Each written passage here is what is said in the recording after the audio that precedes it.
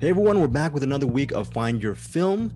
We have some really interesting movies to cover this week. And before we get, what we should do is I'm going to, I do this every week for our YouTube channel. I say to myself, I'm going to change my name, and it's always bleeping Greg Srizavasti. And look who we have here, my co-host Eric Holmes for our YouTube channel. He is calling himself Walter Paisley for this week. Hello, Eric Holmes. How are you?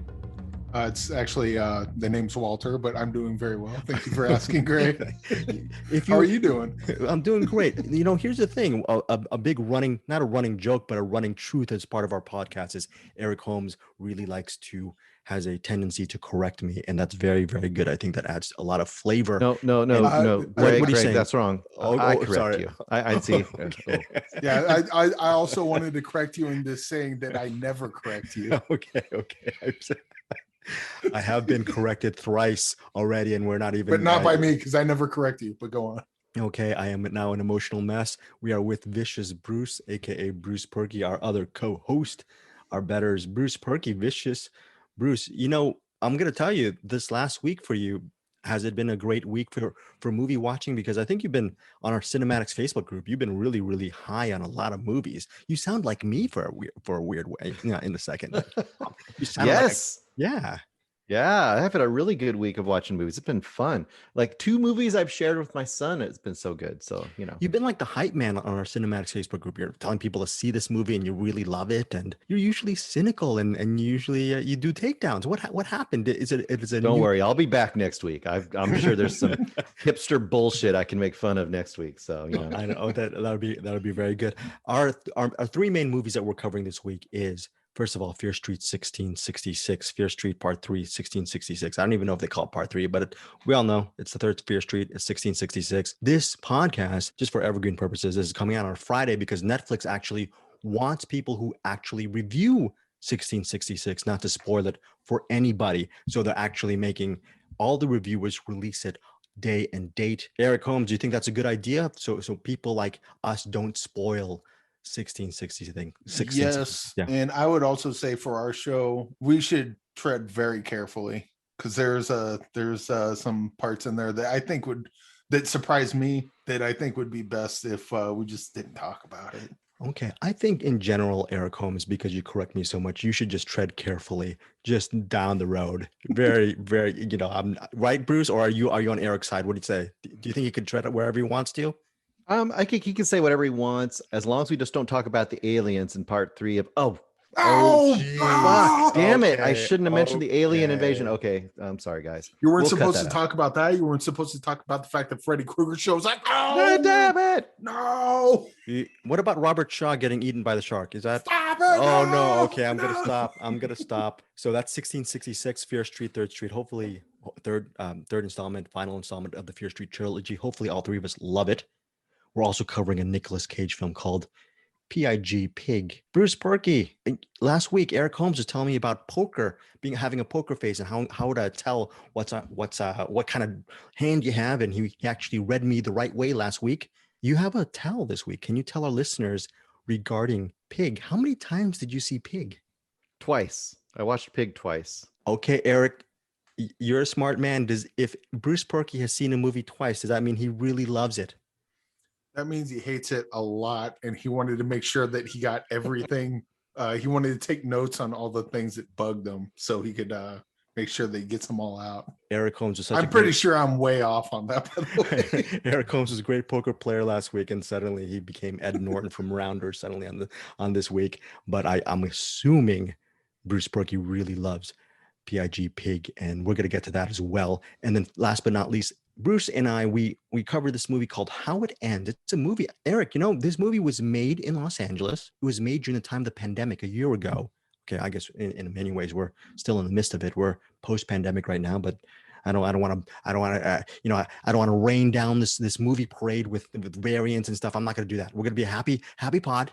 But How It Ends, shot in the pandemic in LA, should be an interesting talk with me and Bruce to see whether we both love this movie. So those are our 3 main movies this week. And before we get to it, Eric Holmes, we need to say a couple of thanks. A couple of thanks to Mr. Russo. Can you just tell our listeners if they haven't already, what can they also listen to in our feed regarding director Joe Russo? What else? Well, you can listen to the interview with Joe Russo in our feed if that's what you're talking about. That's which what I'm about, he was very kind to come on, and he was awesome to have on. And he was just I'm trying to think of all the nice things I can say about him, but there's not enough room in this podcast, so I'll just have to continue saying it in podcasts from here to come. But I loved having Joe Russo on. It was a lot of fun.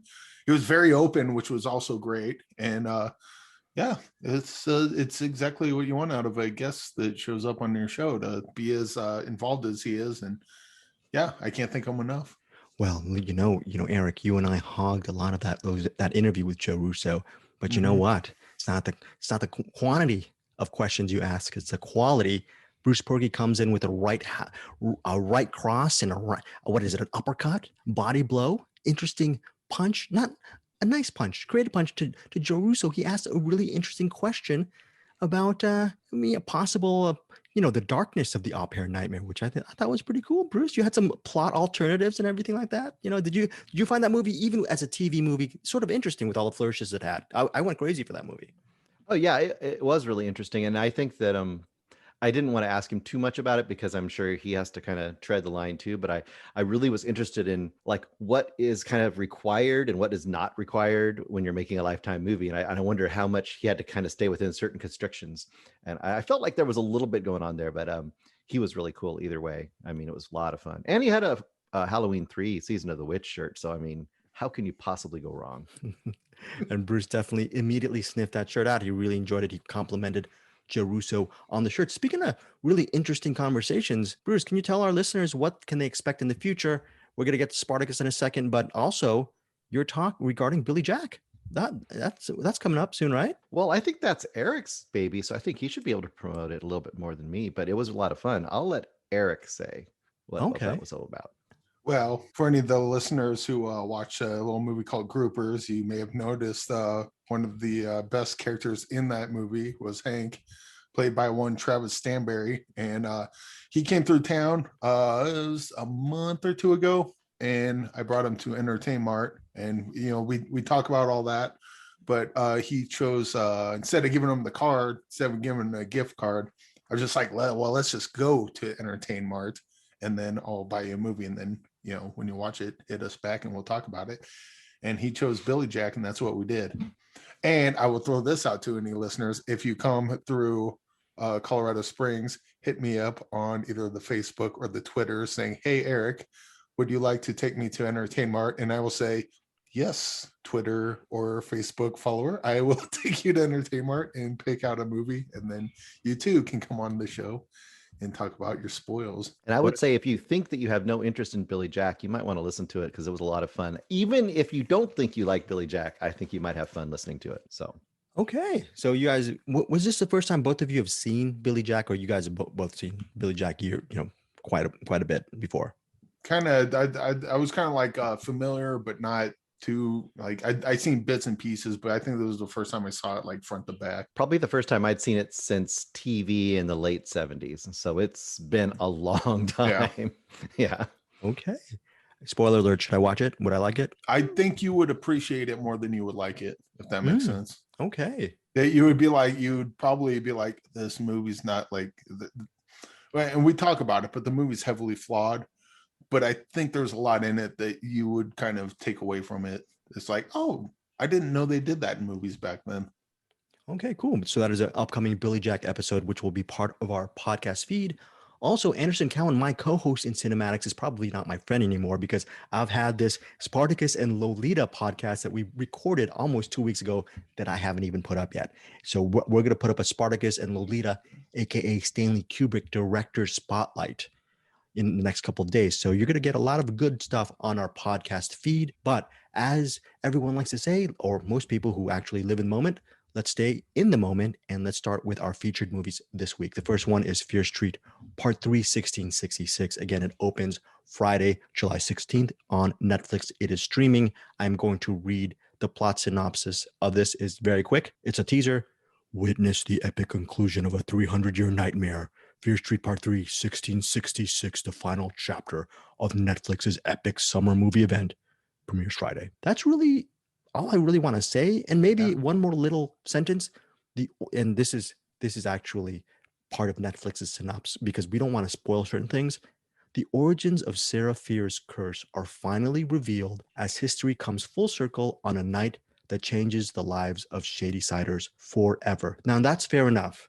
Okay, we're going into this review assuming you've seen both the first two Fear Streets, and Fear Street 3, we're left with sort of a kind of a time travel body possession situation. With Fear Street Part 3, we are in 1666. We are actually in the body. The character is in the body of Sarah Fier, and we actually understand and we actually follow Sarah Fier's journey into, well, is she a witch or is she not? Why is Shadysiders? What is the origins of the curse, essentially? And that is what Fear Street Part 3 is about. Obviously, you've seen, a lot of you listeners, viewers have seen portions of clips from Fear Street Part 3, and you're thinking, does it feel like a sort of a horror version, amped up horror version of something like Arthur Miller's The Crucible or something like that? Yeah, maybe a little bit of both. First off, Bruce, what did you think of Fear Street Part 3, 1666? I think it was the first half. I'm not going to get too much depth into it. We got to be really, like Eric said, we got to be really careful here. Let's just say the part, you can guess that part of it's going to go back to present day at some point, because otherwise you would have no closure on the beginning of this. But I would just say, to me, the part of this that is focused mostly on the 1666 is really effective. I thought it was really, really good and surprisingly emotional. I think that the final part to me is a little more middle of the road as far as it's a little more kind of standard action horror-y kind of stuff. I wish there's no way to do it, I don't think, because of some plot twists that happen. I kind of wish we could have somehow interwoven the two. So maybe they both came to an end at the same time. I don't think it's possible, though. That being said, I think it's a solid end. I just wish the emotion that happened in 1666 side could have been there at the end of the other part, to me. But it's still a recommend. Okay, good. Eric, your thoughts? All right, so we got Return of the Jedi, Superman 3. What else we got? We got Godfather. Dream Warriors, Godfather 3. These things all have one thing in common, and that is that they're all the best of the franchise. And I was digging the Fear Streets, and I was really hoping it would stick the landing into this. And in my opinion, this movie absolutely did. And actually, I think this can kind of, along with the previously on Fear Street that they do at the beginning, because you kind of need that, because it's not Fear Street 1666 isn't quite standalone, but with a little bit of extra editing at the beginning, this totally could be a standalone. But it's not. There's two other great movies that come before it. So this is I would say this is a official horror classic, especially for the younger horror fans. I really wish this came out when I was a kid, because this would be like you talk about great trilogies. Lately it's the new Planet of the Apes trilogy, and you got to throw this one in the bucket now, because I think that even with the problems we had with the first two with the needle drops, it's like everything else about the movie is so good that you just overlook that. I mean, that just speaks to how great all three of these movies are. I don't really want to say too much about the plot other than watch it. Not quite what you think it's going to be, as the other two are, for that matter. And this one really worked for me. I do kind of agree with Bruce said. I like the first half a little more, but I dug the whole thing. Okay, now credit goes to Kiana Madeira. She's the main actress behind really the first and the third films. That's not too much of a spoiler. In the first one, she plays the main character, Dina, and obviously we're assuming you've seen the first two films. At the end of Fear Street 2, Dina actually, or maybe it's Fear Street 1, what she actually touches, I believe, Sarah Fier's hand, and she actually gets transported. So bottom line is she's transported into Fear Street Part 3, and she is, as you can tell from the videos you've seen before watching the movie, she is in the body and mind of Sarah Fier, because she gets to see what Sarah Fier goes through in 1666. Bruce Perky has a very valid point regarding 1666. It is so powerful for at least half the movie that it's hard. It is a bit of a look. I'll be honest. It's a bit of a come down when they have to go back and pretty much solve everything, regarding the curse, the Shady Siders, this versus the Sunnyvalers, the serial killers, solve all that mystery. But you know what? To that point, and Bruce actually answered his own query. It would be too complex to try to interweave these stories together. And it's an inevitable situation that Lee Janiak has to actually deal with, because 1666 is pretty much, in my opinion, the best part of the entire trilogy. You're taken back several hundred years. It's a completely different tone from 78 and 94. But that said, to Eric's point, I still thought it wrapped everything up. The mystery of Sarah Fear surprised me in a very good way. I was really happy with it. It's a weird thing, because I agree with what Bruce, what you're saying, but I just felt it was inevitable. It was an inevitable. Yeah. You can't, honestly, I was thinking, look, 1666, if they had a director's cut and it's just 4 hours, and it's just 4 hours, 3.5 hours of them in 1666, I would have loved that. Would it have been a better movie? No, it would just be more indulgent, because the world is amazing.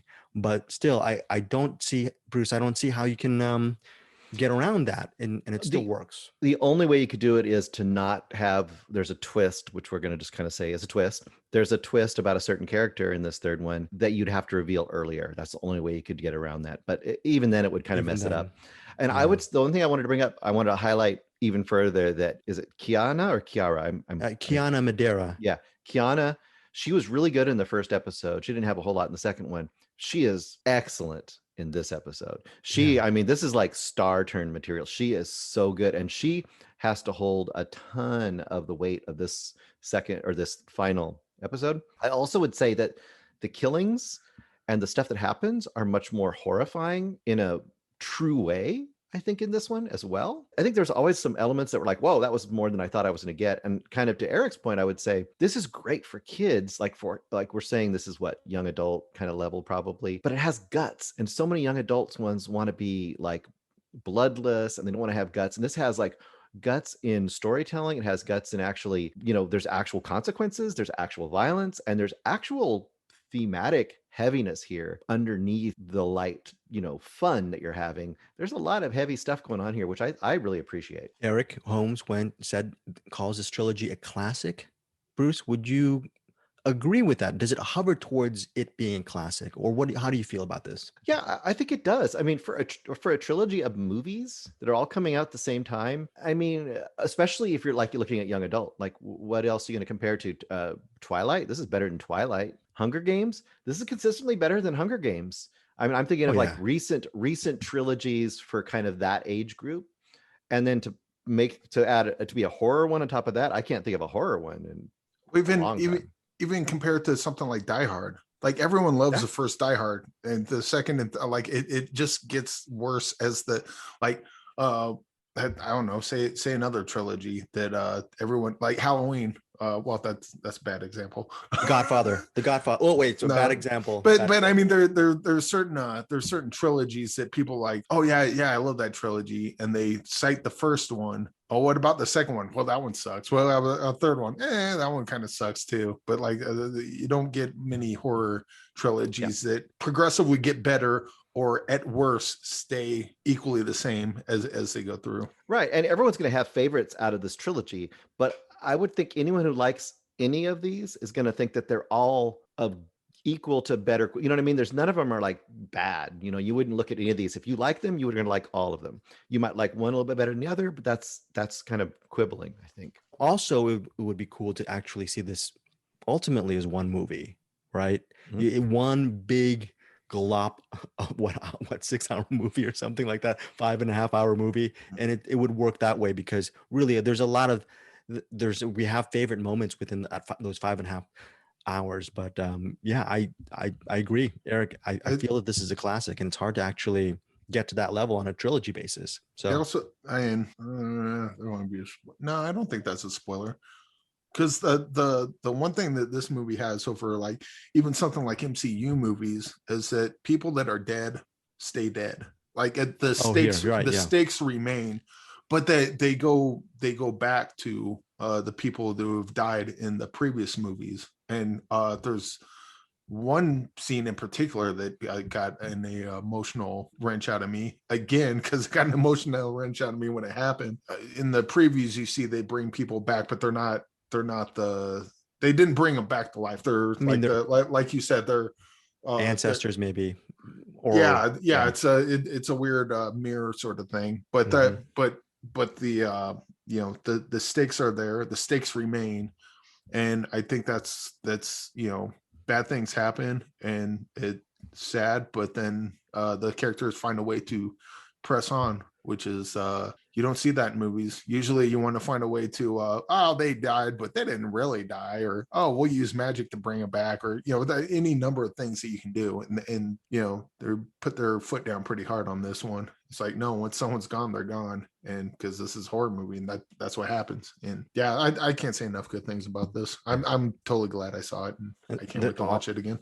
Also, on a wider scope, the real horror, a lot of the real horrors, of course, are the tragedies and the killings, and whether one's a witch or not, the curse on a town. But also there's the social horrors where that are exposed in the Fear Street trilogy, where it says if you live in Shadyside, which means if you are a lower middle class, poor, or middle class blue collar family, the idea that you cannot make it out of your station because of a curse.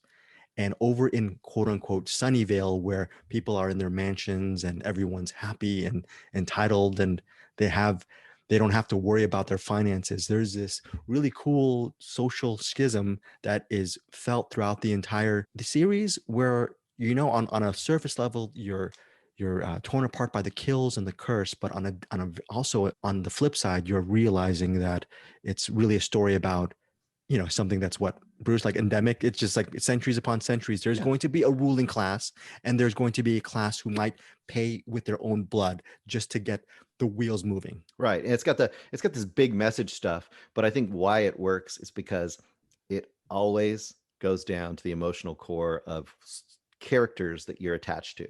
And that's why this works. It could have been just big message movie and been really broad all the way through. And it's broad with this core of heart, which is what makes it work, I think. And yes, I cannot say Bruce was very on point. Very good performances by a really talented ensemble in the Fear Street trilogy. Definitely Benjamin Flores as Junior, as her brother Henry, is awesome as well. Got to give him props, but got to give everyone props. But again, Kiana Madeira, if she does not do a good job to anchor the first and the third movies, honestly, this trilogy wouldn't be as awesome as it is. Okay, she flowers to Kiana Madeira. Eric Holmes, final thoughts regarding this movie that I believe we all strongly recommend. Yeah, it's an absolute recommend. I don't have final thoughts on this because I will continue to think about this movie. I will continue to watch this trilogy, and there will not be any final thoughts today. My thoughts will go on. Very good. Very involving good. Sarah Fear and her trilogy of terror. Ooh. Yes, that is very good. Bruce, did you realize that we're dealing in books this week? There's like a book in the Fear Street stuff, and we're gonna deal with a book later on in the. Did you ever find that connection? I just found the connection right now. If you found the connection a week ago, that means you're way smarter than me. No, you didn't see the book, the black book. I know, but I'm not way smarter than you. I didn't. Come on. I think you're way smarter than me. Okay, so that's it. That is Fear Street Part 3, 1666. Strong recommend from every one of us. It's obviously I'm so glad it did not disappoint. Friday, July 16th via Netflix. Now, also July 16th, here's the bad news. It's not on VOD. It's not on digital. So lazy people like me can't pay $9.99 or $12.99 or whatever to rent this on VOD. You must go to the theaters, which I don't like to do. Here's the good news. I'm antisocial. I'm a hermit. People like Eric Holmes and Bruce Perky, I'm sure if they had their druthers, they would be seeing the Nicolas Cage film Pig, because that is the only way you're going to see it. You're going to have to see Nicolas Cage in Pig in theaters, not VOD or digital. He plays a truffle hunter. Okay. He lives in Oregon in the wilderness. He has a ramshackle house. It's him and the truffle pig. You've seen the trailer, folks. Truffle pig gets kidnapped. And this man in the wilderness, who you can tell from the trailer, he's probably a former celebrated chef. He goes into town to find his truffle pig. And the trailer suggests it seems like a revenge thriller that is very intense. And wow.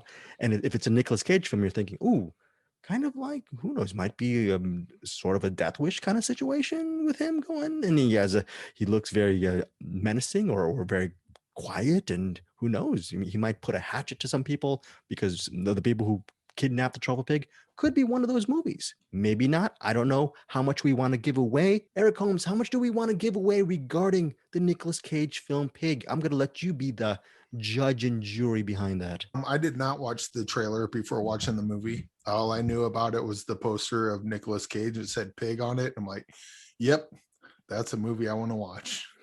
And then I heard on Cinematics, Greg Ewan Anderson talking about it, and he said it was about a truffle hunter. I'm like, okay, that makes sense. Like, and he loses his pig. I'm like, okay, I think I get what this movie is. And then I put the movie on, and it starts off, and I'm like, yeah, this is kind of the movie I was expecting. And then he goes out into the city to look for his pig, and there's a underground fight club that only features chefs for some reason. I don't remember that scene. Bruce, did you remember that scene? Yeah, he goes in the place, and the guy's just like punching him. He's just like, I'm here for my pig. And then it kind of became Taken with the Pig. Taken with a Pig. Okay. This movie is fucking nuts. And then it kind of like the weird thing is, like, it didn't get weird. I guess it became a completely different movie than what I was expecting. And then it took a bit to kind of get, which is weird that I would be blindsided by a Nick Cage movie being weird. That's just me being an idiot, I guess. But once I got into the groove of it, I kind of liked it. There was a bit ratatouille bit at the end that was a bit odd. I didn't care for that too much, but overall, this was this movie just this movie just like cold cocked me. I was like, just what? Okay. And then this is the movie we're watching. I kind of want to watch it a couple more times because or at least one more time. So now that I know what it is, then I can kind of actually watch it for what the movie's trying to say rather than just constantly being blindsided by what's going on now. Or maybe that was the point. I don't know. Well, you cold cocked you in a good way, or cold cocked you because you were numb from the first viewing experience and you really don't have a recommend or not regarding Pig. Oh no, this is a recommend. This is absolutely a recommend. I'm just saying it took the rug out from under me, or whatever other cliche I'm not thinking of at the time that I could use for this. But yeah. Okay, Bruce. I was just expecting like Gunda, but with Nicolas Cage in it. That's kind of what I was thinking this was going to be. Or like maybe something like Joe would probably. Is that the Joe? Right, exactly. David Gordon Green. Yeah. Yeah. Very good one. Yeah. I was expecting it to be something like this, and this is more akin to like Taken, or as you said, Death Wish. Which not exactly what I was expecting from something like this. I'm gonna get to you in a second, Bruce. I'm just gonna give a quick thing on Pig. I wasn't blind. It's weird. I had a different read, Eric. I wasn't blindsided. I was mesmerized from the second with all the twists and turns. And you know what? It knocked me out because probably in the 500 plus Nicolas Cage films out there, this is probably the most emotionally resonant film of his that I have seen by a mile. I'm thinking even Moonstruck, even something as awesome as Moonstruck. This movie really, to me, was a very profound, sublime, enriching film and I don't want to give too much away. Bruce, I'm going to let you do whatever you want with this, but if you are going through, listeners or viewers, if you're going through any kind of tragedy in your life, I would honestly, in a weird way, recommend you see Pig, because we mentioned Death Wish and Taken and maybe even Fight Club, but there are notes to this movie. Eric alludes to Ratatouille. There are notes to this movie that may floor you or cold cock you like it did with Eric, but some of you might be just really profoundly moved by Pig. Bruce, your take. Yeah, I adore this movie. I love this movie. I sunk into it pretty quickly. I didn't have a lot of preconceptions, and once I got into it, I was like, okay, this is not crazy Nick Cage. I guess the biggest warning I would give people is this is not a fast movie. This is not a crazy movie. This is not a loud movie. This is a very subtle movie, and it's a subtle performance by Nick Cage, which that might be weird for people to believe exists. Although if you've seen some of his older works, you know that he can do that. This is definitely I think his best performance in, I don't know, 20 years. I don't know, maybe longer. Maybe not my favorite. I might still like Mandy a teeny bit more, but they're just so different. They're almost uncomparable. I think this is a pretty profound movie. I think it's nearly a perfect movie, except the Fight Club stuff, it throws me a little bit compared to everything else. And the ending dinner, I'm going to say a dinner scene towards the end confused me at first. But when I finally discovered what's happening in that dinner scene, it is perfect. It's actually perfect. It's what had to happen in that moment. I think that honestly, that sequence is probably my favorite sequence of this year. I'm thinking. I'm trying to think. There's a few. I just want to talk about the thing I really like is there's moments that are just subtle, and Cage really acts so well with in such a little way. You're expecting him to do these big, broad things, and he does things like there's a scene where he's just sitting with a kid on a back porch of a house, which is fantastic. Yeah. There's little things too, like in a lot of ways, I think this is almost more like a Western. This is like a Western where some guy's been, like sitting out in the woods forever, and he's finally coming into town, that kind of thing. Like there's a moment right where the very beginning where he walks into a diner and he says, I forget her name. He says, is Grace here? And they're like, Grace has been dead for 10 years. And he's like, oh. And he's like, can I use your phone? And they're like, are you going to buy anything? And he says, no. And just little, like very simple, very straightforward. The way he does it, it just lets you know so much about his character and about what's going on and just the way he interacts with the world. And that continues to grow throughout the movie. And by the time you get to a middle section, there's a middle scene in a very ritzy restaurant. And he looks like he's been living on the street for 20 years. And he walks and he's sitting in this fancy schmancy restaurant. And that scene, it's about a 10-minute scene, is one of the best scenes I've seen in years. It is spectacularly good. You trumped me on that. Actually, that is a better scene than that I thought. Yeah, that is a great. It's scene. Not more emotional, but it is spectacular because you have. I'm not going to say exactly how it turns, but let's just say it starts out with him, and you essentially like you're looking at this rich restaurant where it's like, oh, here's this homeless like dude. They're going to kick him out, and this hoity-toity chef. And by the end of that scene, it is an entirely different dynamic. Eric Holmes mentioned a mirror in Fear Street, and actually what's interesting, that mirror is actually that scene. It feels like you're looking at a mirror. Some people may feel like they're looking at a mirror regarding the scene that Bruce is talking about. Very amazing. Eric, you're gonna say? No. Oh, no, you're good. Okay, no, you're. Yeah, are you a little bit surprised at how much me and Bruce are just completely gaga over this movie? No, I think I missed. I think a lot of this must have went over my head. And again, like this movie just completely blindsided me anyway. So a lot of the time I'm just watching this movie going, I'm just trying to catch up to I basically spent the whole movie trying to catch up to it. And so I definitely need to rewatch this one. Can we call out Alex Wolff too? Because the whole idea is that this is a buddy movie, that we haven't even talked about that. In a sense, this is a buddy movie with Alex Wolff.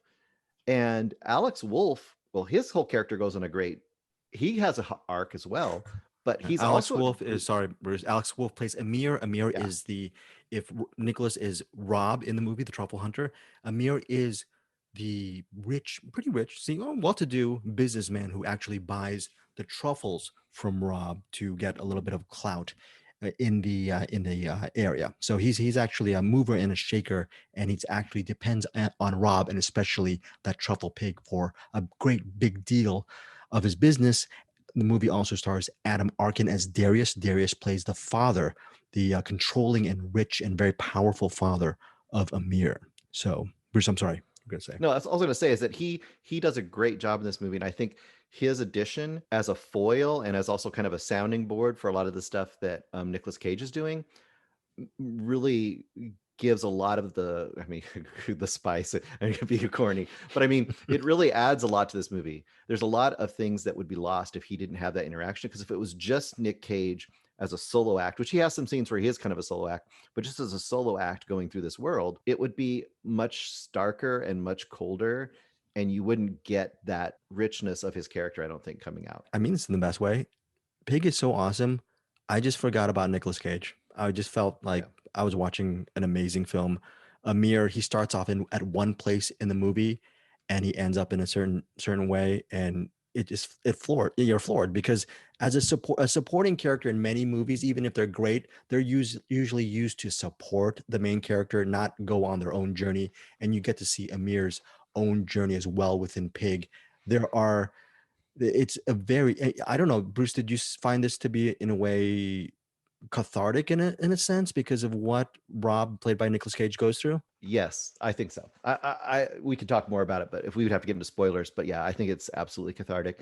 I think that people who only know one Nick Cage, like maybe younger viewers who've only seen him in the last 15 or 20 years, might be actually quite shocked by what they see here. But this just goes to show you that he's one of our best actors, and he's just given it all to whatever he goes to. I heard somebody else talking about this movie, and they were saying they were comparing him to like Vincent Price and some of these other actors that would act in everything, but they always were a star. And if you gave him the role, like look at Vincent Price, we talked about him in Dr. Phibes, in the later part of his life.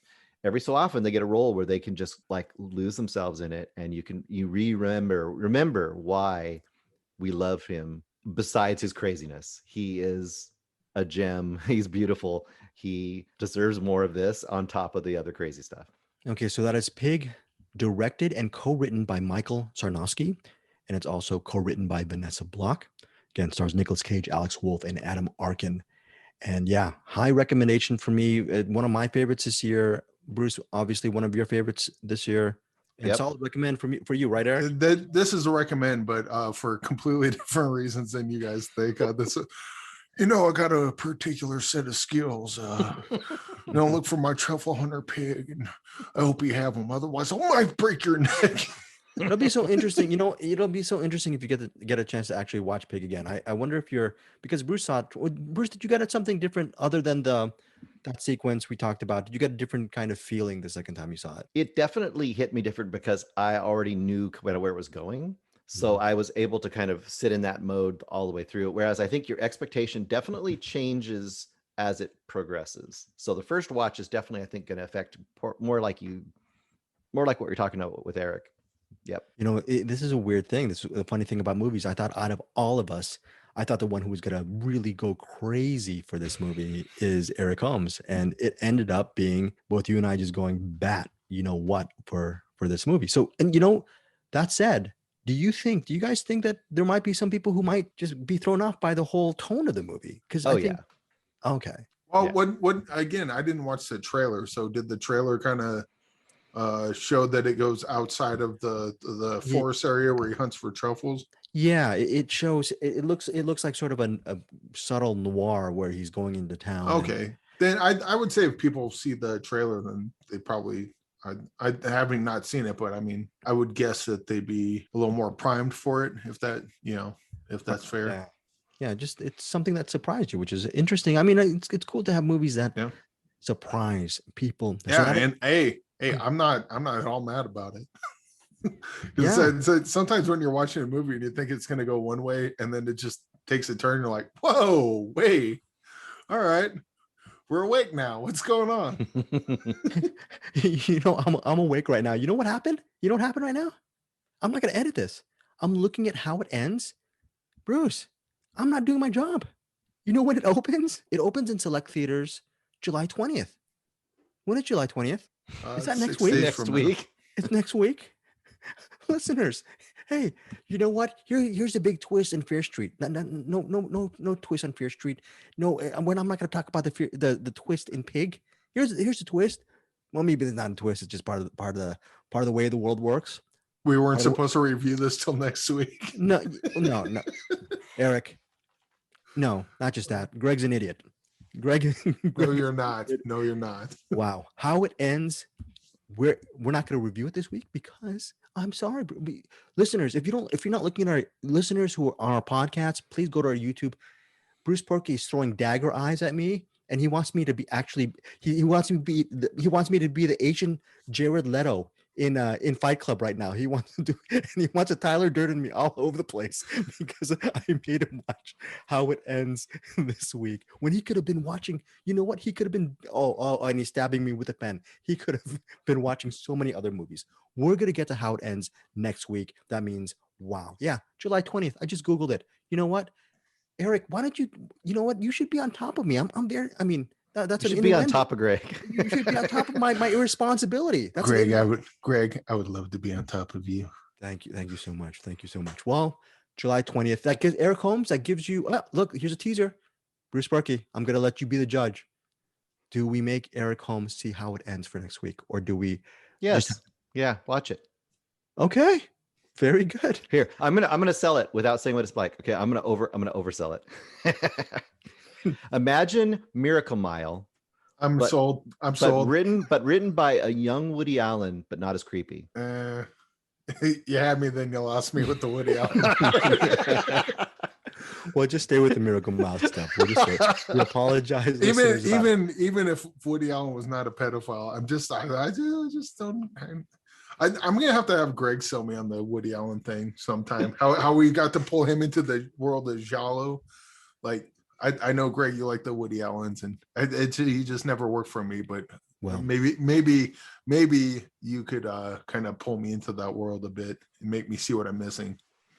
Well, there's I'm gonna say this because I said this to the director of How It Ends during my interview. I tried to go Charlie Rose on him, and I said, Mr. Ween, his name's Daryl Ween.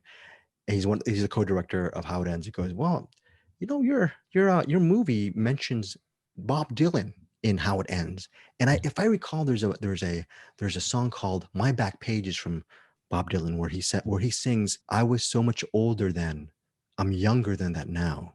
So that's how I preface the question, and ultimately that question leads into me asking him about exploring one's inner child in How It Ends. So imagine Miracle Mile, maybe without, I don't know, maybe it might have explosions, but it's Miracle Mile meets exploring your inner psyche and inner child with a little bit of comedy. You guys keep selling me when you say Miracle Mile, and then you keep talking. It just blows me. Okay, whoa. Okay, look, you can't start with Miracle Mile because the bar, you can't see the bar, you can't because it's off the screen.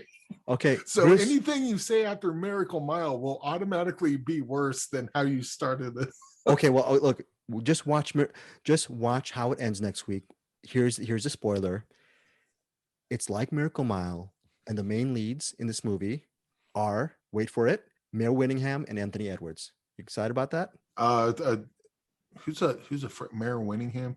Anthony Edwards, yes. Who's the lead in Miracle Mile? Who's the lead? They were the leads in Miracle Mile. Okay. I was nervous. I don't know if it's clear. I suck at actors' names. Don't. Again. So the dumpster is now officially on fire. Okay, so that is How It Ends. We're going to be talking about How It Ends next week. I have an interview with Daryl Ween as well.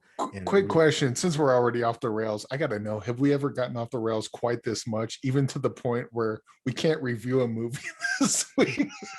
And then you're trying to sell me on failing to sell you on a movie that we can't review right now until next week that you may not like. So by the way, folks, I think it's somewhere in our feed. We actually, when we were Movie Mainland, we actually did a spoilerific review and discussion of Miracle Mile. We love Miracle Mile, so definitely before you even watch Miracle Mile, I mean How It Ends, just listeners, watch Miracle Mile.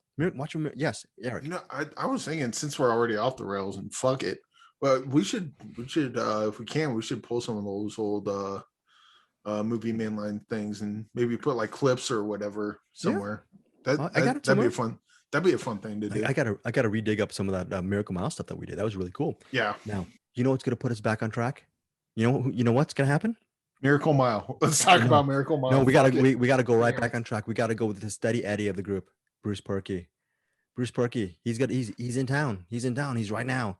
He wants to have some vicious fun. Yes, vicious fun. Let's hear about this. This great title, by the way. Great name, moniker. So Vicious Fun is on Shudder.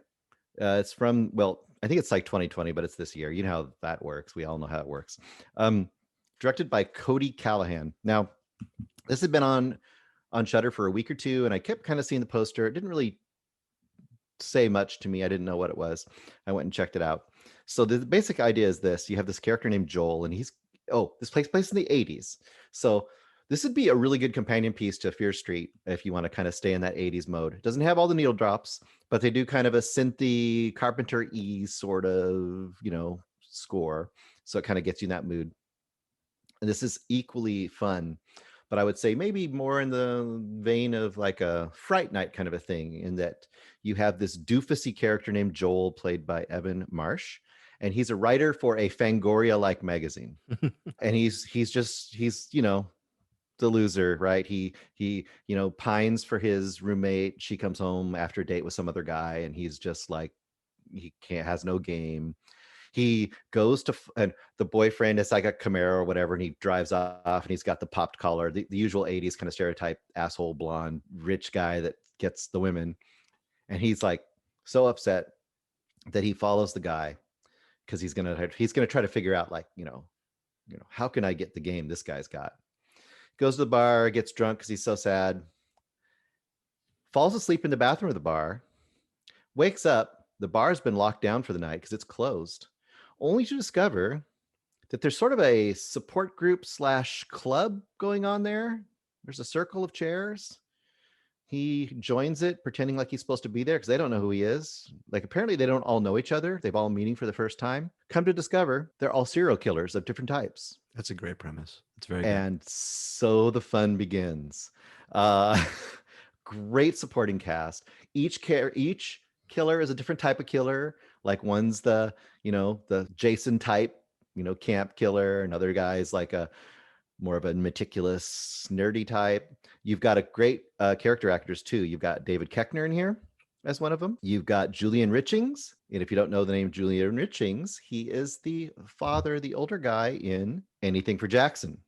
Okay. So this is just a ton of fun. This is the epitome of what you want from a fun throwback kind of horror with an interesting concept that really pays off. Is it grisly, bloody, any of that kind of stuff? It's bloody, but it's also funny, but it has the balance. So basically the idea, he's there and he's like, I've got to fit in or they're going to know that I'm an outsider and I'm going to be dead. Yeah. He's like, and you're wondering how he's going to get out of this and where this is going to lead. And it leads some very, very, very fun directions. So fun, and how about unexpected directions too, or maybe? Yeah, unexpected. And really the key of a movie like this is you've got engaging, very entertaining characters. Like, each one of these killers has his own style, and each of them is funny, and each of them is charismatic. They got great character actors. There's a partner he ends up with, but I won't tell you who that is, that helps at some point. And there's some great humor with some police as well. This is just a no-brainer. If you like that 80s style fun, that's why I compare it to Fright Night. Kind of that kid who is out of his element and all of a sudden is dealing with something way out of his element and he doesn't know what to do, and thus the adventure begins. Were you audibly laughing just during the entire movie? Oh yeah, this is great, and the killings are great. The humor is really good, especially for horror fans. This is such a Saturday night, Friday night. Your friends are over, and not friends are over, we're going to make fun of it. Friends are over, we're going to have a great time. We're going to have pizza and beer and just enjoy the hell out of this. So that is Vicious Fun, currently streaming on Shudder. And this is a huge, strong recommendation, Bruce, yep. Huh? Mm-hmm. Okay. This came out of nowhere. I had no expectation this would be that good. I thought, it'll be okay, whatever. Let's see what this is. And I just loved it. Well, Bruce, me being a horrible human being, I believe in such words as sacrilege. So how does Vicious Fun, does it almost reach the stratospheric heights of, I'm sorry, PG, Psycho Gorman? That's you're talking holy grail, creme right de la there. creme there. You don't have the great creatures that Psycho Gorman has. And Psycho Gorman is Psycho Gorman is pushing top 5 of the year. You're going to be a hard time getting there. Okay, but so that's not a discredit to that. That's just me being an idiot. It's still very, very good. Yes. That's like saying, that's not a 10. It's like a 9.5. Oh, well, then I don't want to see it. Yes, that's exactly right. Eric, are you tantalized? You're probably tantalized to see Vicious Fun more than how it ends, right? You keep saying Miracle Mile with how it ends, though. Yeah, and I'm telling Anthony Edwards and Mare Winningham, they're the main characters. So that is Bruce's first recommend.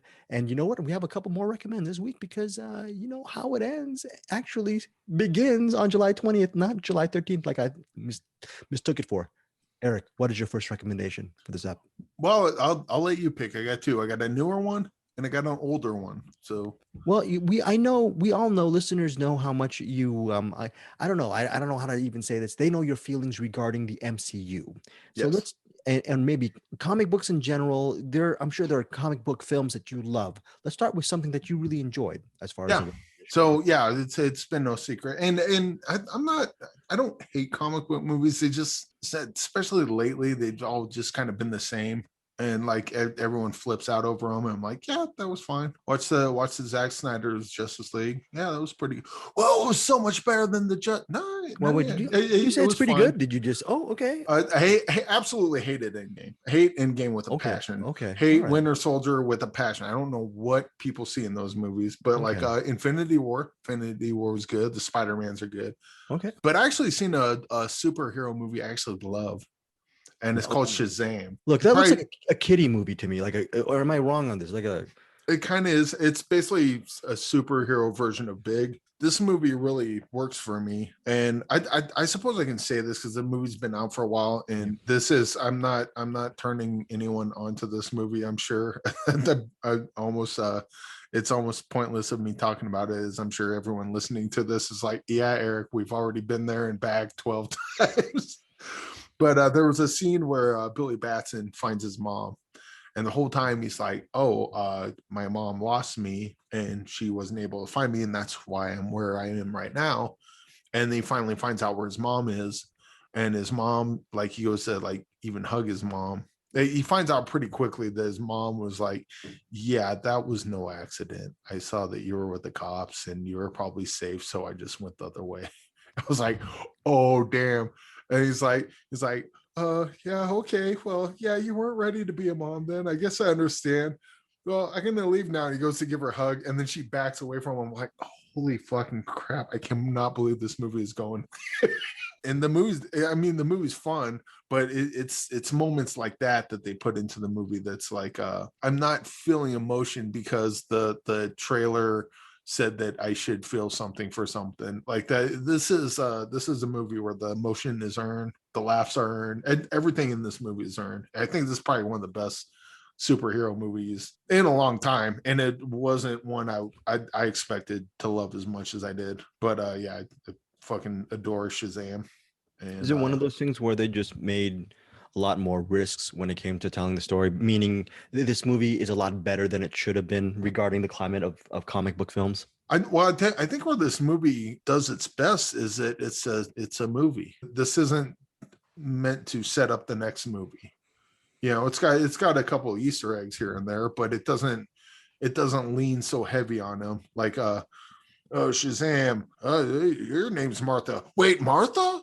Like in the other movie? And then we're going to set up the movie. Like they don't do that stupid ass shit. And then like the MCU movies, I mean, the MCU movies are fine, but for the most part, I shouldn't even say this out loud.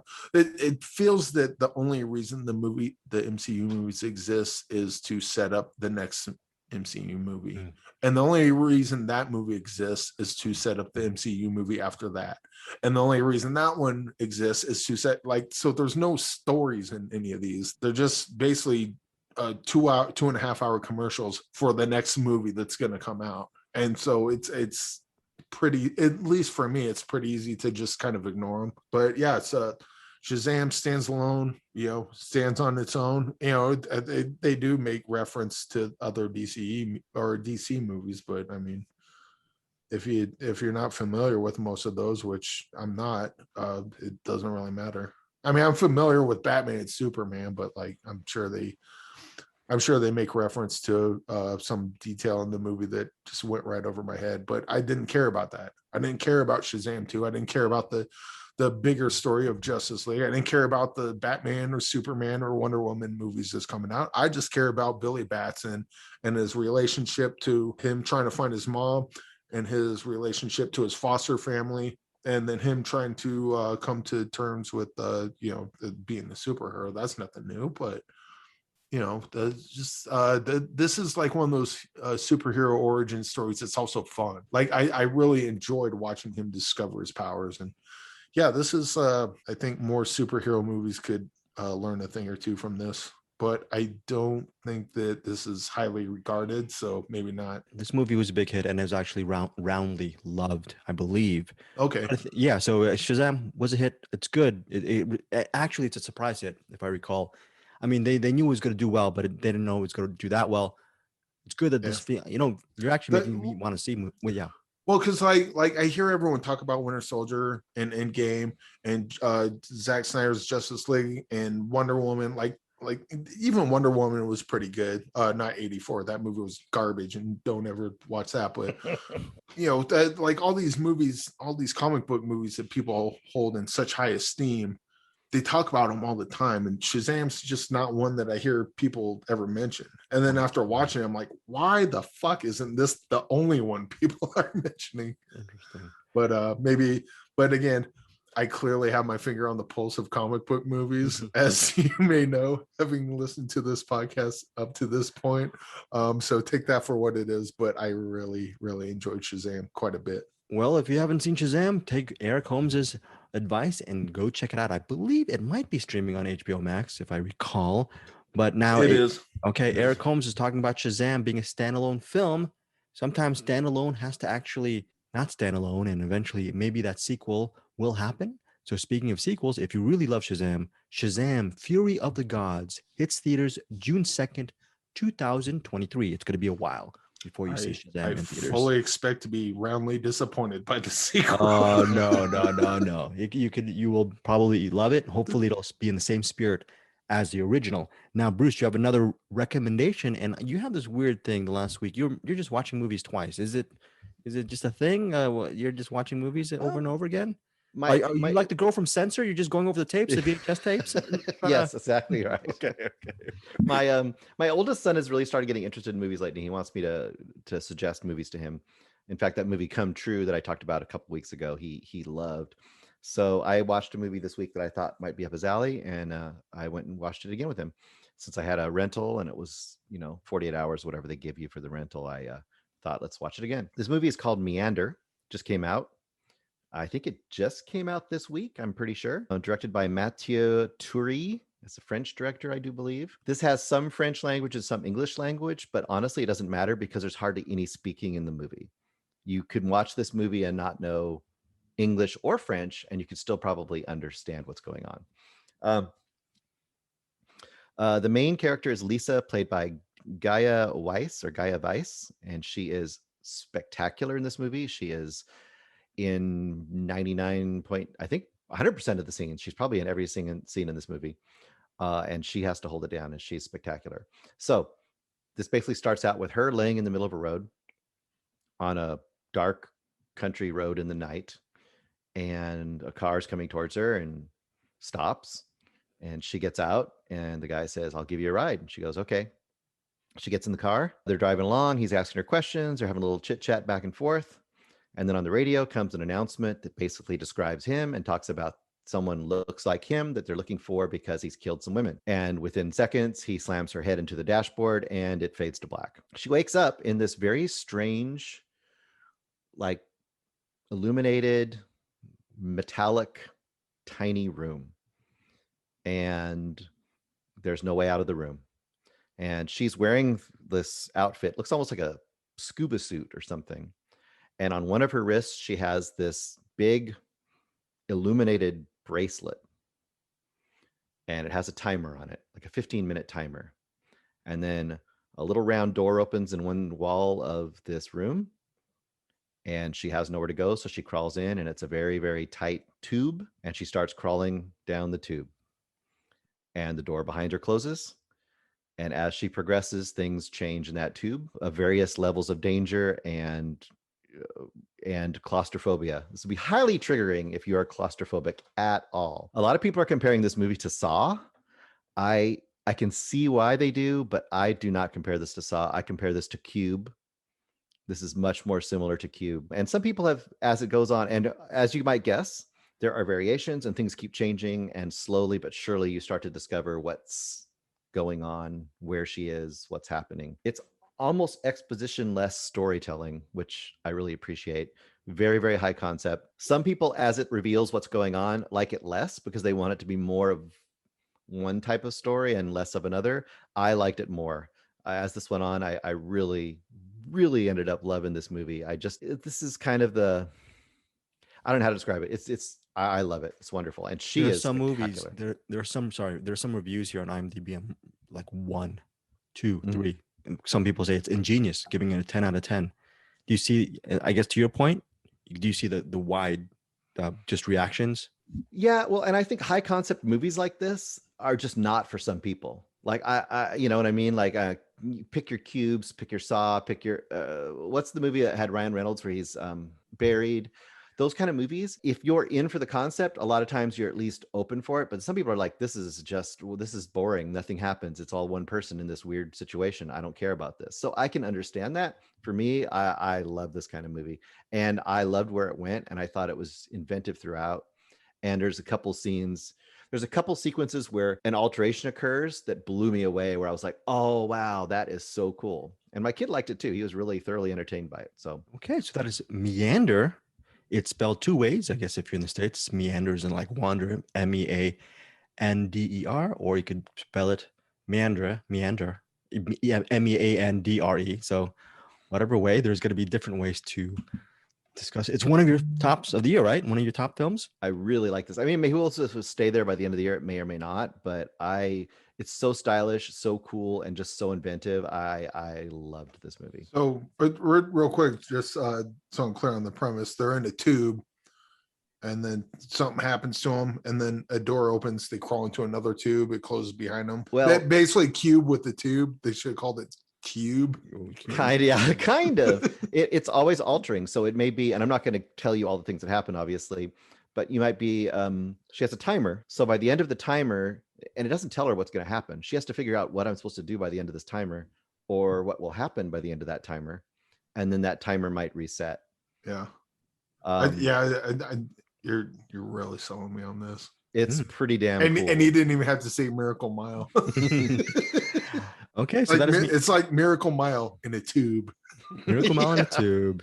So that's Meander. Again, that is on VOD digital, right, Bruce? Just that was a rental for you. Yes, it was a rental. Yep. About $2.99, $3.99. I mean, to me, it's well worth it. I mean, I watched it twice, for God's sake. I would think if that sounds interesting to you, you're at least going to enjoy it, and you might love it. Did your son love it? He really liked it quite a bit. He liked Come True better. That's his favorite movie of the year so far. So Come True. Well, obviously you're giving your son, your oldest son, a lot of bad advice, Bruce, because when he asks you about some good movies, the first thing you got to do is just, what's your son's name again? Not Andrew. I only know him as not Andrew. What is Daniel? Daniel. My bad. You just tell Daniel one thing, okay? Before he gets and sits down with you to watch these Meander movies, give him the 20 to 30 De Palma movies. Just say, hey, get back to me when you're done with the whole thing. Start with Bonfire of the Vanities, and then work your way to the top. Well, I'll tell you what he wants to watch next. You tell me if I'm off base. He actually wants to read The Silence of the Lambs and then watch The Silence of the Lambs. Oh, that's interesting. I would do that. Very cool. Yeah. Yeah, you can do that. I mean, I did it the other way around, but it's been a while since I read the book and saw the movie for that matter. But from what I remember, they're both quite similar. There might be like a couple of scenes here and there that they changed, but I remember them being pretty on point. Mm-hmm. Okay, before we get to I've never read. I don't read, so I've never read the Thomas Harris book. But Eric, do you have one more recommendation before we get to our pick of the week for our box pick? I did, and by the way, Greg, my name's not Eric. What is it? Oh, Walter Paisley. Sorry, Walter Paisley. Yes, Walter Paisley, played by the great Dick Miller in a Roger Corman movie called A Bucket of Blood. Oh, look at this. Listeners, Bucket of Blood, both Eric and Bruce surprised me. They both have the DVD. I feel left out. Yes, Bruce, but does yours say previously viewed on the bottom? No, mine says Hollywood Video, though. Yeah. The heck? I don't know. How the heck did you guys do this? Have you guys both always had a Bucket of Blood DVD or something? Or what's going on? I just picked up the DVD at the Entertainment the other day, and then Okay. found it on a streaming service that I'm no longer going to say out loud because I'm angry with them right now. Okay, fair. Okay, fair. Yeah, Bucket of Blood is really good. It's real short, Greg. It's like 65 minutes long. Oh yeah, An hour and 5 minutes. Where has this movie been all my life? Directed by Roger Corman, definitely into that. So Yeah. around And the so Dick Miller, everyone knows him from the greatest movie ever made, Gremlins. He played Mr. Futterman, and also knows him from the other greatest movie ever made, also as Mr. Futterman in Gremlins 2. And probably the 20th best movie ever made, Demon Knight. He was also in that as anyway. Bucket of Blood is Dick Miller plays this guy Walter Paisley. He's like, I'm just a busboy, man. But he's in this hipster place. What they call them? Beatniks. Beatniks, yeah. Yeah. It's just a bunch of art, it's basically a bar for art people. Dick Miller's he's a busboy going around. He's always just kind of, he can't focus on his job because he's always looking at, he's listening to the poet, and he's looking at people drawing pictures. He's just really impressed by everything. Oh, shucks. Why can't I be like these guys? Hey, guy, you're really good at the poetry. You were saying this and this. And it's like, I never repeat a word I say because that is to repeat a moment in your life and blah, blah, blah. He's like, oh, shucks, guy, that there's a good way of thinking. I'm going to think that way myself. And then, but anyway, Walter Paisley, though, he's just a lonely guy. And he spends a lot of time at his house. He goes home and he cooks some beans. And he starts hearing he's got this clay. He's gonna make something. I'm gonna be a sculptor. I'm gonna make something out of it. And then he starts hearing a cat meow. He's like, hey, cat, how'd you get in the wall? Here, don't worry, I'll help you out. And he goes to get a knife to cut a hole in the wall to get the cat out. As soon as he stabs the knife in the wall, out of just pure chance, it just got the cat right in the heart and killed him. Ah, come on, cat. You okay? Oh, he gets the cat out, and there's this dead cat with a knife in him. And he's like, oh, man, he feels so bad about it. And then he looks at the clay, and it's like, huh. And then so the next scene is Walter Paisley is like, hey, yeah, I made the sculpture for you. And it's like, wow, that is really good, Walter. What do you call it? I call it a dead cat. Oh, it's so lifelike, all the detail. And so he starts getting a bunch of praise from the other artists in this beatnik bar for this wonderful cat sculpture that he made. Later on, he decides that he's talking to some girl and she slips him some heroin. He doesn't know it's heroin because he's kind of a prude in that way. And he goes home and this police guy, hey there, Walter, I know you got heroin. He's like, oh, is that heroin? What's that doing there? It's like, oh, you should know you had it, blah, blah, blah. Anyway, the cop pulls the gun on him and says, you're coming with me, Walter. And then Walter freaks out and kills the cop. Oh, no, why'd you make me do that, copper? Why'd you make me do that? And then he looks at the clay and it's like, well, and he makes this clay. So that's what he does. Now he starts killing people and basically covering them in clay, making it look like he created these very detailed clay statues. And this movie is very fun, very tight. And yeah, I totally recommend watching this. This is like a good midnight movie kind of thing. And it's just quick in and out. And you can have a lot of fun with it. And I guess this one, they used the trivia aspect of it. This was the movie they made before Little Shop of Horrors, because they got the movie done like that, and they had the extra. They already had the set. They had the extra time. They're like, "Fuck it, we're making Little Shop of Horrors next," and then they threw that together in a couple of days. I think this one's better, but yeah, check it out. How's the clay stuff look? How does the clay stuff look? Pretty cool. It looks all right. I mean, it's all black and white, so it's you can tell that it's not an actual person inside the clay, but for what it is, it doesn't look terrible. Bruce, you have the DVD, so I guess love it. Oh yeah, this is a no-brainer. This is such a fun weird B movie, and yeah, this is one of the best parodies of like hipster art culture that I've ever seen. Honestly. And it actually kind of nails it in a way. Yeah. And it still works. You could just replace these beatniks with, pick your pick your super uppity artistic community. The film reviewers. There you go. And I got to say, that's a Corman thing. Not nearly as good as Superman 3. You know what's interesting? If you could put the double features of A Bucket of Blood and pair that with Velvet Buzzsaw, because I haven't seen Velvet Buzzsaw with Jake Gyllenhaal. So it's a nightmare. Oh, that movie just really is horrible. Velvet Buzzsaw. Velvet Buzzsaw is one you could watch and make fun of because it is just a train wreck and a half. And it tries to be this. It's bad. Actually, this one would actually go good with a Little Shop of Horrors, but I would do the Frank Oz one. This movie would make a really good play.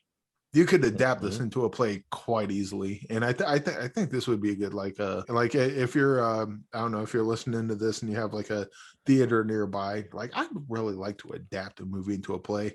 This would probably be absolutely perfect to do just that.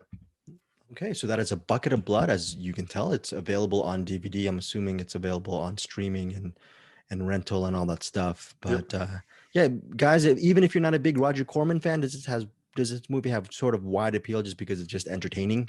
I think so. I mean, again, it's an hour and 5 minutes long. It just breezes by and feels like a good Tales from the Crypt or Twilight Zone episode.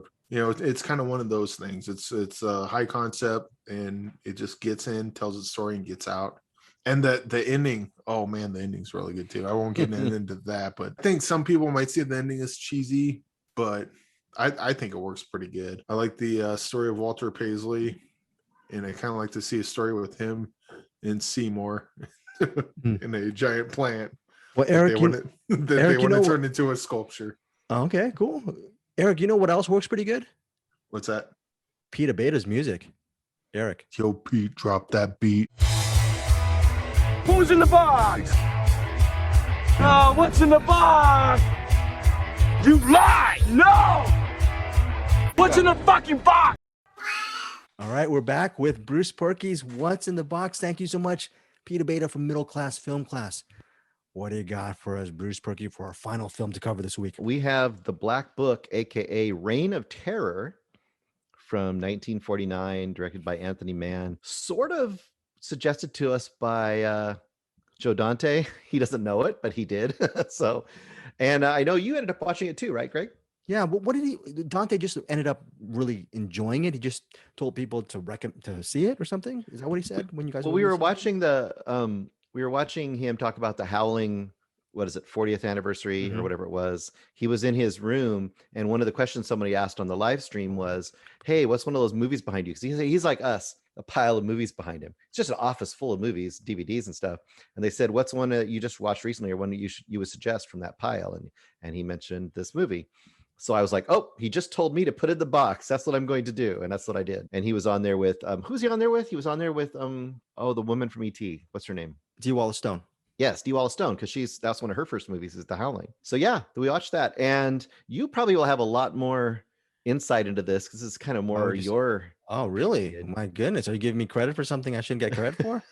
Reign of Terror was released in 1949. It's directed by Anthony Mann. The thing about Anthony Mann, I don't know if you knew this, Eric, is he was obviously, we talked about it, we're gonna release our Spartacus Lolita episode soon. He was the original director behind Spartacus. Yes, very good, very good. Eric Holmes is showing and flexing his Spartacus Criterion DVD, and he's flexing too. He has got good muscles with the Spartacus. Very good. Flexing in and out. Very good, Eric. But Anthony Mann, he is best known, even though not just being replaced from Spartacus, and he's done, I think, a couple of sword and sandal epics. He's done a couple of film noirs. Anthony Mann is best known for Westerns.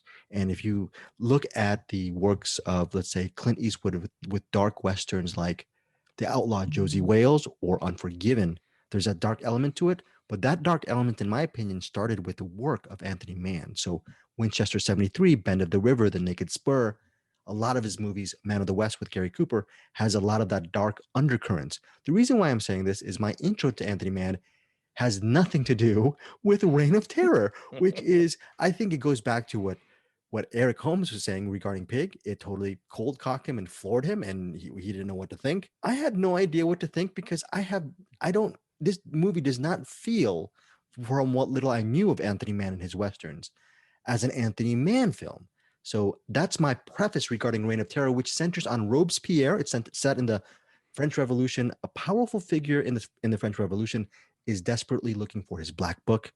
And in that black book, there is a death list of those marked for the guillotine. Now, trying to stop by the way, Robespierre is played by, with glee, is played by, and Menace is played by Richard Basehart. And the people who are trying to stop Robespierre from exacting his reign on France is Robert Cummings, who's basically known as a comedic actor. He plays Charles in this movie.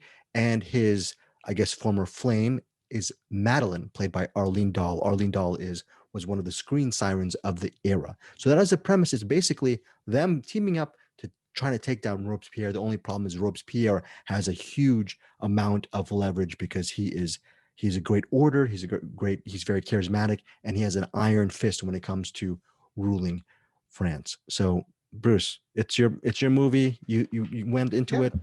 Yeah, I think this is it's a lot of fun. It's not, I don't think this is gonna change your life, but I think it's a fun kind of adventure. I guess it's, if you want more French Revolution in your noir or a little more noir in your French Revolution, this is kind of a combo platter. I think it's kind of an odd movie. And this is, once again, it's where you can kind of chime in. I haven't seen this kind of combo much, where you have this kind of historical thriller mixed with this very noir-y kind of style and approach. Like, it starts out, so the basic idea is that Robespierre wants to team up with the other version of himself, similar kind of dictator type dude. Wow. And kind of, yeah, and basically Robert Cummings' character kills off this other dude and impersonates him to try to infiltrate Robespierre's inner circle and get this black book, which is basically like the hit list. And if they can expose this black book, then everyone will go against Robespierre, and the good people can run France instead of this dictator. That's kind of the idea. And there's all these twists and turns and double crosses and people. And once again, Greg, you could tell me what you thought. There's some really odd and interesting sequences in here too. There's a sequence at a roadblock with these almost Southern style French dudes trying to bargain for chickens that I thought was hilarious. And there's another scene at a farmhouse that's really good, where they're trying to hide our heroes, and it's kind of a prolonged sequence there that has some really good tension. What was your thoughts on this movie? I love this movie. I love Reign of Terror, aka, what is it called? Reign of Terror, aka the Black Book, basically known as Reign of Terror. Here's the biggest thing: it's set in the French Revolution. Who cares? Yeah, it really. It doesn't matter. It really doesn't matter. This movie, I've seen a lot of movies. This is the one. When I think of a movie, this movie moves at 1.5 times speed, meaning it moves faster than it should. When you start the movie, it doesn't end. It just continues. There's wall to wall movement and motion and action, and everything is ramped up. You really don't have time to breathe. I love that about this movie. It's just, Bruce, you were saying it's odd. It's odd because of its speed. Yeah. The reason why I say this, don't even worry about this being a French Revolution film. The only thing, in my opinion, right now, especially if you're a cinephile, the only name you have to know is John Alton. John Alton is the cinematographer behind this movie, behind Reign of Terror. He's considered probably film noir's best, or one of the best noir technicians and lensers, artists of his day. He lensed the Joseph H. Lewis movie, The Big Combo, which we all loved. Okay, so if you know The Big Combo, there's a ton of style behind this. And with Reign of Terror, this movie, a lot of reviewers are saying this movie is very expressionistic. And this movie is painterly. It's beautiful. If you like the play of shadow and light, this movie, you can literally just turn the volume down and just enjoy the images behind Reign of Terror. It's a beautifully shot movie. And honestly, there is a lot of action, and you just don't know where it comes. It's, you know what? It's so out there. It reminds me of that movie that we reviewed maybe a month and a half ago. What was that movie with Burt Lancaster? Castle Keep? Oh, yeah. Yeah, it's just one of those really out there movies that you go, I don't know how this movie was ever made. I don't know. Well, I can understand maybe because you want to make a movie about the French Revolution, but this might be the weirdest movie about the French Revolution, right? Just like Castle Keep might be one of the weirdest movies about World War II. I think it's just highly recommended. I'm glad that Dante recommended. Also, my mom loves this movie. She actually she saw this on YouTube several weeks ago, and she loves it. So yeah, and we didn't say that it's available on YouTube because I guess they lost the rights and it became public domain. So this is public domain, so you can watch this on YouTube and not feel guilty. There's a couple versions. One of them's really good. I also wanted to call out, and what you thought about this too. There's a couple moments of really good suspense. Like there's a moment where a person is going to recognize that he isn't who he's supposed to be, and they're waiting for this just lackey guard to unlock a lock, and he's having trouble with the lock, and you're like, he's got to get the lock unlocked. And there's another scene where the book is left in a place it shouldn't have been left, and it's almost Hitchcockian the way that's played out. This is a very underrated movie, I think. It's just because, like you said, it's an oddball type of movie. Another regarding John Alton, I'm looking at his IMDb. He's worked with Anthony Mann before in the 1947 and 1948 film noirs T-Men and Raw Deal. I can't wait to watch those movies because, again, Alton is, I think, do you agree, Bruce? If you just want to watch it for the images, it's like Night of the Hunter. You can just watch and just go, wow, beautiful. So, and it's just simple entertainment too. It's just very, like, this is meat and potatoes entertainment. Like, this is not a heady, you don't have to like sit down and really like sit and think about it too much. You can just enjoy the ride. And like you said, enjoy the visuals, and also just think like as a piece of history too. It's kind of odd and interesting too, just to see this weird mishmash of genres kind of put together. If you like to see a lot of fire folks, a lot of horses galloping, a lot of people waving their swords and yelling and double crosses for literally nonstop reign of terror on a story level should work for you. Again, it runs on 1.5 speed. Now that is it. Oh, Bruce. One other thing I wanted to say, I love the little clips like this. There's a scene where one like horse-drawn wagon is chasing another one through, I think it's Paris. I don't know where they're at. Yeah. And they've set it up so a farmer's like cart will block them to block the people chasing him. And I loved it because then the people that were chasing him just shoot the farmer. They just shoot him off the cart. And I'm just like, little stuff like that. That's a great little touch. You didn't have to have that, but it was just, they did. Yeah, that was hilarious. That was like, I can't believe when that happened. I go, that just happened. My goodness, they just shot the guy off the cart. There he is. My God. Okay, this is the kind of movie that we're watching. Speaking of the kind of movie that we're watching, what kind of movie are you going to be watching next week for What's in the Box? What's in the what, Eric? What's in the box? Hey, Bruce. Bruce, what's in the box? What's in the box? Oh no. This is a good one. The gentleman that we interviewed about the oh shoot, my brain is bad right now. Joe Russo? No, the Penny Black guy? Yes, Penny Black. Yes. Symbio Psycho Taxiplasm. Okay, right. Okay, listeners, by the way, if you don't see, go rent on VOD or whatever. The Penny Black is a very interesting documentary. Love that. And also check out our YouTube and our podcast feed. We interviewed the filmmakers behind the Penny Black. Really interesting stuff. So that is, what is it again, Bruce? What is the movie you're watching again? Symbio Psycho Taxiplasma. I have to plasm. Hey. I can't even say it. I don't even know. Okay, next up for next week, we're going to be watching I believe a Mark Wahlberg movie called Joe Bell. We just got that link. I think, Eric, we might be getting Mandibles. We might be getting, Bruce, you haven't gotten Mandibles yet. I think we're looking forward to getting Mandibles, which is when the giant human fly in the back of a car. That should be an interesting thing. Very good. I predict love or hate. I don't think I'll be anywhere in between on that one. So. And I think there's one more movie that we're thinking of getting. I don't know. Is there anything else that we're covering the Mark Wahlberg, Joe Bell, and then we're talking about the flies. Maybe that's the one we're supposed to talk about this week. But till next week. Miracle Mile meets just Miracle Mile. And we're going to be talking next week. Finally, we're going to be reviewing How It Ends, which stars false advertising, Mayor Whittingham, Anthony Edwards, real advertising, Zoe Lister-Jones, and Kaylee Spaney. Kaylee Spaney and Zoe Lister-Jones are the real stars behind How It Ends. Okay, speaking of How It Ends, Eric, do you have any final comments you want to talk about? Anything you want to throw out there? We should be having some Green Knight in our near future regarding their role-playing game. and things are getting a little bigger than I thought they would be. So it'll take a little longer coming out, but it's going to be freaking sweet when it does. How's the game? Game works? Do you like the game? Yeah. The game works like a D&D game, but instead of fighting, it's more like you have a bunch of different events. And so you're given kind of a morality challenge. You either do this or you do that. And it makes it easy to do that, but you really need to be doing this most of the time.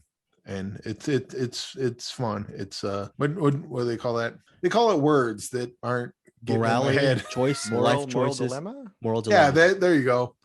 Each event is a moral dilemma, and the moral dilemmas get more and more difficult as you go along. It's a pretty sweet game. I've always had a problem putting moral and dilemma together in a sentence. It just doesn't really work with me. I have trouble putting many words together in a sentence. Okay, so that is interesting. Some board games with what is it again? The Green Knight, right? That's a movie, The Green Knight. Yeah, right there behind people.